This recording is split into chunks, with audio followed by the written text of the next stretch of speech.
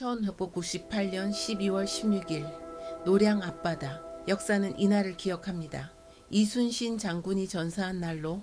하지만 만약 그날 밤 총탄이 빗나갔다면 상상해 보십시오. 한 발의 총알이 역사를 완전히 바꿔버린 세계를. 제 이름은 박만수. 전라좌수영 소속 조선소 장인입니다. 이것은 아무도 몰랐던 비밀 기록입니다. 70년간 숨겨왔던 진짜 역사. 그날 밤 저는 분명히 보았습니다. 장군님의 갑옷에 총탄이 박히는 것을. 장군님이 쓰러지셨습니다. 모두가 비명을 질렀죠. 하지만 심장은 멈추지 않았습니다. 총알은 겨우 비껴나갔습니다. 기적이었습니다. 장군님은 살아남으셨습니다. 하지만 세상에는 전사하신 것으로 알려졌죠. 왜 그랬을까요? 이유가 있었습니다. 거대한 계획이 시작되었기 때문입니다. 전쟁이 끝난 지 석 달 뒤 장군님이 저를 부르셨습니다. 한밤중 아무도 없는 해안 절벽에서. 만수야, 거북선을 기억하느냐? 물론 기억했습니다. 제가 직접 만들었으니까요. 더 크게 만들 수 있겠느냐? 10배는 더 크게. 저는 숨이 멎을 뻔했습니다. 10배라니. 불가능했습니다. 아니, 불가능하다고 생각했습니다. 장군님의 눈빛은 달랐습니다. 조선을 넘어 더 넓은 바다를 보고 계셨습니다. 외놈들이 다시 올 것이다. 명나라도 믿을 수 없어. 우리 스스로 바다를 지배해야 한다. 그렇게 시작되었습니다. 비밀 프로젝트.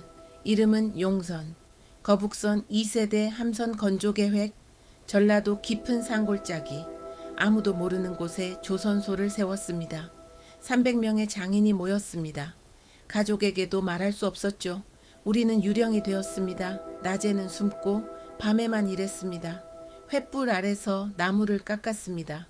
망치 소리가 새어나가지 않도록 천으로 감싸고 두들겼습니다. 설계도를 볼 때마다 손이 떨렸습니다.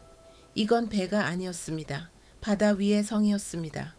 용의 머리는 3개, 대포는 배 위신문, 선원 400명이 탈 수 있는 괴물. 장군님은 매주 찾아오셨습니다. 직접 도면을 고치시고 대장장이들과 밤새 토론하셨죠. 한 번은 이런 말씀을 하셨습니다. 만수야, 우리가 만드는 건 배가 아니다. 조선의 미래다. 첫 번째, 용선의 용골이 세워진 날. 저는 일기에 이렇게 썼습니다. 오늘 조선이 바다로 나아가는 첫걸음을 떼었다. 이 배가 완성되면 세상이 달라질 것이다. 그때는 몰랐습니다. 이것이 시작에 불과하다는 것을. 조선 함대가 인도양까지 뻗어나갈 줄은 상상도 못했습니다. 1년 넘고 3년 봄. 첫 번째 용선이 바다에 떠올랐습니다. 5년이 걸렸습니다. 300명의 장인이 밤낮으로 매달린 결과였죠. 진수식 날 저는 눈물을 참을 수 없었습니다.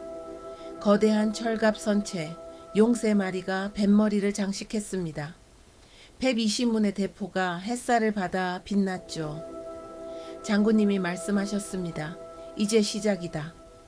그해 여름 함대가 처음으로 출항했습니다. 목적지는 류큐 왕국, 지금의 오키나와입니다. 류큐 왕은 우리 함대를 보고 경악했습니다. 당연했죠. 그들이 본 것은 배가 아니었습니다. 바다 위를 걷는 철의 용이었으니까요. 협상은 단 하루 만에 끝났습니다. 류큐는 조선의 해상 동맹이 되었습니다. 피 한 방울 흘리지 않았습니다. 이것이 장군님의 방식이었습니다. 압도적인 힘으로 전쟁 없이 굴복시키는 것. 16개과5년 일기에 이렇게 적었습니다. 오늘 함대가 12척이 되었다. 바다가 우리 것이 되어간다. 하지만 순탄하지만은 않았습니다. 일본이 움직이기 시작했거든요. 도쿠가와 막부는 조선 함대의 성장을 두려워했습니다. 밀사를 보내왔습니다. 위협이었죠. 함대를 해산하라. 그렇지 않으면 다시 전쟁이다. 장군님의 대답은 단호했습니다. 12척의 용선을 대마도 앞바다에 배치했습니다. 아무 말도 필요 없었습니다. 그것이 대답이었죠. 일본은 침묵했습니다. 감히 도전하지 못했습니다. 명나라도 불안해했습니다. 조선이 너무 강해지고 있었으니까요. 하지만 그들도 어쩔 수 없었습니다.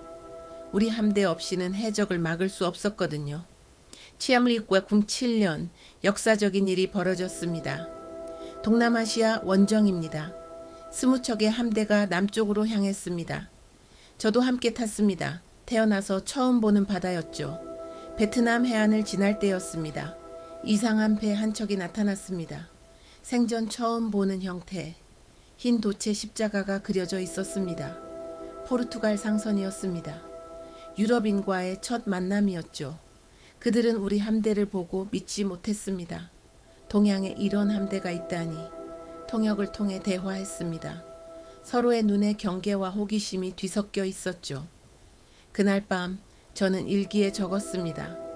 세상은 우리가 아는 것보다 훨씬 넓다. 저 서양인들은 어디서 온 것일까? 장군님은 그들에게서 많은 것을 배우셨습니다.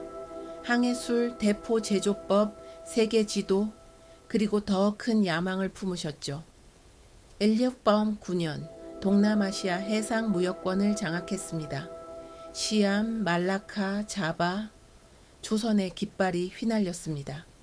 현지에 무역 거점을 세웠습니다. 조선인 마을이 생겨났죠. 그해 가을 장군님이 저를 부르셨습니다. 만수야, 더 큰 배를 만들어야겠다. 인도양을 건널 배를. 인도양이라니 저는 귀를 의심했습니다. 그곳은 전설 속의 바다였습니다. 아무도 가본 적 없는 곳. 하지만 장군님의 눈은 진지했습니다. 포르투갈 놈들이 왔다면 우리도 갈 수 있다. 1922년 마침내 원양 항해용 대형 함선이 완성되었습니다. 해룡이라 이름 붙였습니다. 기존 용선의 2배 크기, 1000명이 탈 수 있는 괴물이었죠. 출항 전날 밤 장군님이 갑판에 서 계셨습니다. 달빛이 백발을 비추었습니다. 어느새 세월이 그렇게 흘렀더군요. 만수야, 우리가 여기까지 올 줄 알았느냐? 저는 고개를 저었습니다. 상상도 못했습니다. 조선은 작은 나라가 아니다. 우리 스스로 작다고 생각했을 뿐이지. 그 말씀이 아직도 귓가에 맴돕니다. 1922년 10월 해룡이 인도양을 향해 출항했습니다. 조선 깃발을 단 배가 미지의 바다로 사라져갔습니다. 저는 부두에 서서 오래도록 바라보았습니다. 가슴이 벅차올랐습니다. 두려움과 자부심이 뒤섞인 말로 표현할 수 없는 감정이었죠. 1920년 늦가을. 이것이 마지막 기록입니다. 제 손이 더 이상 붓을 잡기 어렵습니다. 하지만 이것만은 남겨야 합니다. 장군님이 떠나신 지 3년이 지났습니다. 1917년 봄바람이 불던 날이었죠. 병상에서 조용히 눈을 감으셨습니다. 마지막 순간까지 바다를 보셨습니다. 창문 너머로 함대가 보였거든요. 아름답구나. 그것이 마지막 말씀이셨습니다. 장군님은 가셨습니다. 하지만 그분이 만든 세상은 남았습니다. 지금 조선을 보십시오. 상상이 되십니까? 150척의 대형 함선이 바다를 누빕니다. 동쪽으로는 일본해를 장악했습니다. 남쪽으로는 동남아시아 전역에 무역항이 있습니다. 인도양 원정은 성공했습니다. 조선 상인들이 인도까지 오갑니다. 페르시아 상인들이 우리 비단을 사갑니다. 세계가 조선을 알게 되었습니다. 포르투갈, 네덜란드, 영국. 그들은 이제 조선과 협상해야 합니다. 동양의 바다는 우리 것이니까요. 세계 7대 해양 강국. 누가 상상이나 했겠습니까?